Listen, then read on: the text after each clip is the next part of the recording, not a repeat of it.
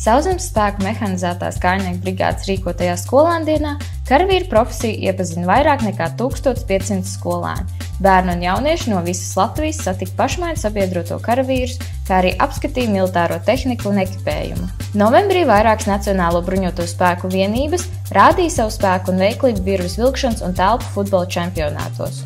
Godinot Lāčplēša dienu un Latvijas Republikas proklamēšanas 105. gada dienu, Nacionālie bruņotie spēki piedalījās svētku pasākumos visā Latvijā. Norisinājās vairāk piemiņas pasākumu, pie Kara muzeja notika militārās tehnikas izstādes, Krastmalā bija vērojama ikgadējā militārā parāde, kā arī notika vairāki koncerti. Sauszemes spēku mehanizētās kājnieku brigādes un NATO sabiedroto valstu karavīri piedalījās pasākumos vairākās Latgales pilsētās. Novembrī notika arī vairākas militārās mācības, tai skaitā Iron Spear un Winter Shield, kurās pilnveidoja vienību kaujas spējas un Latvijas un sabiedroto bruņoto spēku sadarbību. Winter Shield noslēgumā tika demonstrēta raķešu sistēmas HIMARS darbība. Mācībās City of Black Angels karavīri un zemesargi no Zemesardzes 4. kurzemes brigādes kopā ar Francijas bruņoto spēku rotu pirmo reizi veica kopīgus taktiskos vingrinājumus.